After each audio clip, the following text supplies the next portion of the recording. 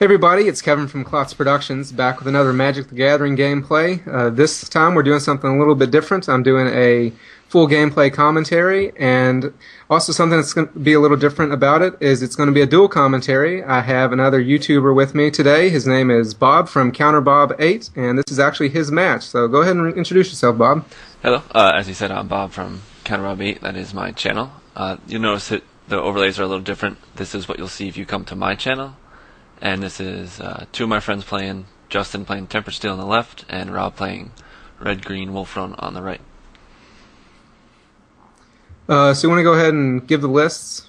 Yes, the Tempered Steel list is 4 Tempered Steel, 4 Origin Spellbomb, 4 Meminite, 4 Volt Skirge, 4 Dispatch, 4 Glint Hawk Idol, 4 Glint Hawk, 3 Mox Opal, 4 Signal Pest, 1 mikaeus luninarh, 4 Etched Champion, 4 inkmoth nexus, and 16 planes. Basically just a bunch of 4-ofs. It's a Tempered Steel very quick aggro deck, hard to deal with if it gets going real quick, but if you can deal with the early beats of it, you can pan out pretty well against it. And then for Wolfrun, we have 4 Primeval Titan, 2 Inferno, 4 Solemn Simulacrum, 4 Galvanic Blast, 2 Devil's Play, 4 Sphere of the Suns, 4 Rampant Growth, 2 Green Sun Zenith, 1 Birds of Paradise, 3 Slagstorm, 4 Garruk Primal Hunter, 4 inkmoth nexus, 4 Copperline Gorge, 4 Rootbound Crag, 5 Mountain, 6 Forest, and 3 Wolfrun. So it looks like Rob took a mulligan to 6, and he was on the play and played a Rampant Growth, and Justin played a Meminite and a Spellbomb so far. So he attacks for 1, going down to 19. So I was looking at the list for the Wolfrun. There was one card difference, I forget what the name of it was. The guy, the 2/1 that you can search for a land when he dies. Viridian Emissary. Yeah, he's not in the list. Yeah. Noticed that. And then the Tempered Steel list looked pretty similar to, I think it's Conley Wood's list from Channel Fireball. Yeah. I don't remember if there were any differences. I don't remember his list exactly, but it looked pretty similar to that. Yeah, there's not much difference. Basic Tempered Steel list, I mean, they proved at Worlds that it did pretty well, and Justin's basically an aggro player. That's what he's always played. He played Vampires when that was legal in Zenith block and all that stuff. He played that for like a year and a half straight, so this is right up his alley. So he's got a Glint Hawk out now. It looks like Rob missed a land drop, is that correct? If I remember correctly, yeah. Because he Rampant Growth for that third land. And Tempered Steel has plenty of lands, maybe more than he actually wants. Yeah, that's the same. No Nexus, though. At Tempered Steel, you basically just want to hit 2 planes, and then the rest of the lands you want to draw is Nexus, because you only need 2 planes to play Tempered Steel. And in response to the Tempered Steel, Rob blasted the Meminite. Yeah. So it'll be another 4 damage? No, 2 damage. 2. Yeah, because it's not an artifact. And there's a Simulacrum. So it looks like he got his 4th land, which was a Nexus, and then he's going to search for the 5th. Yeah, that's the thing with the Wolfruns. You need to hit your land drops along with the ramp spells, so you can play like the turn. I think the earliest you can do it is turn 4, Primeval. Yeah, yeah. It's like does it run the bird? Doesn't run the bird? Does it? One bird. Oh yeah, and then the Zeniths. Does it run Zenith? 2 Green Sun. Okay, so he's basically got 3 birds, but it's not till a 2-drop. Yeah. Then the Growths and the Simulacrums. Yeah, and then Sphere of the Suns. Yeah. Which is like a bird. Yep. Another thing comes in. Oh, a Sphere of the Suns, yeah. Yeah. And that one's a little different. I've seen that in some lists. The Sphere. I've never really tried it in some decks. I don't like the fact that it comes in and play tapped, but I guess for Wolfrun, it's all right because you're just trying to get up to the lands. You don't necessarily need them straight ahead. Yeah, and it'll help you with like the red mana for like slagstorms and stuff like that, and even later with the Inferno Titan. Yeah. Because it's 13 red sources, not too bad. I know it's gone up since people are starting to play Inferno Titans more now. So Justin has a idol on the board now. Looks like he has a luninarh in hand. Can't see what else.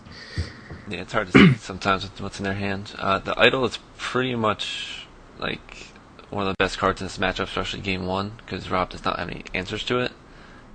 Yeah. When I was playing against Tempered Steel with my Grixis, I noticed the idol was annoying because I basically had to kill it with a Doomblade because I couldn't just wipe it with a Slagstorm. So then they could just drop like a Memnite and an idol and just start attacking for 3 and my slagstorm basically becomes worthless. Yep. If they don't overextend. Yes. That's the thing with Tempered Steel. You can sit back with a couple creatures in your hand and a Tempered Steel out and just hit for 5, 6, 7 a turn. You don't need to flood the board. Yeah. Now I feel like people have different opinions on that. Like some people say Tempered Steel is an aggro deck. Like you're just supposed to play everything as fast as you can and attack. But I feel like, especially if you're playing against a control, you're just going to run into a board sweep and lose the game straight up. Mm-hmm. All they got to do is survive till they get a slagstorm if you do that. So I think it's better just to play a couple dudes and attack. If they don't have anything on the board against control, like they're not doing anything, so you're winning as long as you have a dude on the board. Yep. You don't want them to play a Doge or a Slagstorm and you just get blown out. And top decking with Tempered Steel is really, really bad. Is that a wolf run he put into play? Yes. Okay. Yeah, Rob can only deal with the idol with a blast, but since Tempered Steel's in play, he can't deal with it at all. He'd need 2 blasts. He already used 1, so he has 3. Now he does have Beast Within, doesn't he? No. No. Is it sideboard? There is 2 sideboard. But we were talking about this. Like, I've never been a fan of Beast Within. I just don't like that card at all. And especially against aggro, it's really bad because you don't want to give them a 3/3 creature. Because he'd be trading like a 2/2 for a 3/3 or a 4/4 for a 3/3, so it's not that big a difference. And out of sideboard, he'll just bring in Ancient Grudges instead of the Beast Withins. Now, I've seen some decks, looking on here, doesn't run Slagstorm main, it runs 3 main. Yep, 3 main, 1 side. See, I've seen some lists that have the Slagstorms and then the Beast Within, and then it also runs Garruks. So, like, it's okay that they get a Beast because you're just getting Beast off Garruks, and then you can remove them with the Slagstorm. And you might take it out against the aggro decks, but like against the control it's good because they're only going to drop 1 or 2 creatures at a time. And like I was playing in a match against Wolfrun on Friday, and I had a Sphinx out and a Grave Titan, and he actually sided out his Beast Within, which he later realized was the wrong decision because like that was the only card I was afraid he was going to play. Yeah. So I was drawing cards off Consecrated Sphinx and Grave Titan, and it could have just been a Beast. So in certain situations I think it's better, and plus it gives you ways to deal with any enchantments. Like if you had a Beast Within, you could get rid of Tempered Steel.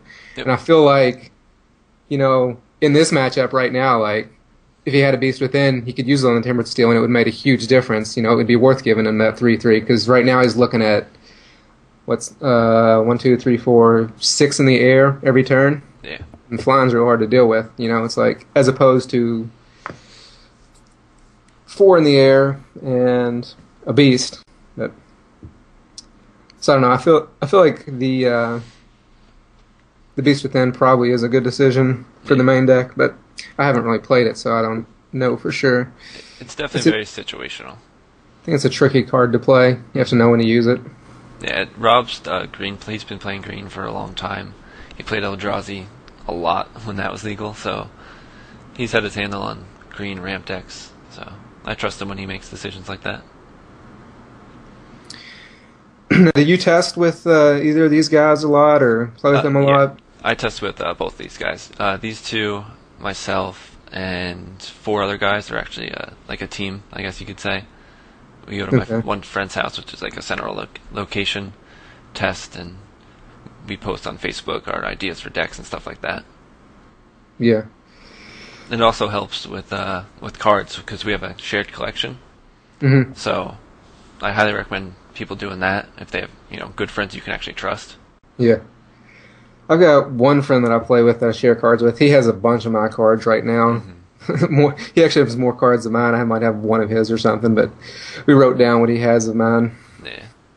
Yeah, we just have one big binder of rares that our one friend holds on to, and then piles and piles of boxes and boxes of uncommons and commons sitting in his bedroom. So there's this Slagstorm. It's going to kill everything except for the idol. Shouldn't it kill the champion as well? Champion's Oh, no, a 4/4. no, because it still has protection until... Oh, well, it wouldn't have mattered anyway. Yeah, it's a 4/4.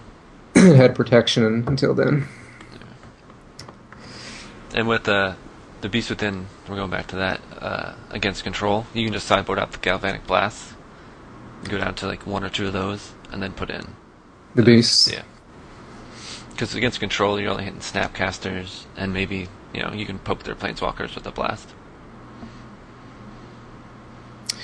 Now, how do you feel about how Justin's been playing? We were talking about the overextending there. He did kind of put everything out on the board. Of course, he does have 2 creatures that aren't vulnerable here. So do you think that was the right decision to try to put that pressure on him, or? At that point, with the Tempered Steel out, trying to get there a little bit quicker, because against Wolf Run, if you hiccup or let it go too long, they can just inevitably get there. Yeah. Rob does have an inkmoth. He can block the idol. Then if he plays a Titan, get more inkmoth. he can get there, because even though with Tempered Steel the enchantment out, Justin's biggest guy is a 4/4, where Titans are 6/6s. Yeah. So he's attacking here. Looks like he's going to do what we're talking about, animate that nexus to prevent a little bit of damage and shrink it. Yep. And Rob's still only on, that puts him on 5 lands. So you see that Wolf Run's short on land, and it's a deck that needs a lot of land. Yeah. So at this point, there's not a whole lot he can draw. He needs a land and a Titan, because we know he doesn't have any in his hand, because he hasn't played it yet. I think he's just going to scoop him up here. Yeah, I was going to say, it's not looking too good for him right there. Yeah, and there's a scoop. So that was the first game. I hope you all enjoyed it. You can come back for game 2. I'll add the annotation at the end for it. You can also find Counterbob's channel at the end in the annotations. And we will see you all the next game. See you later.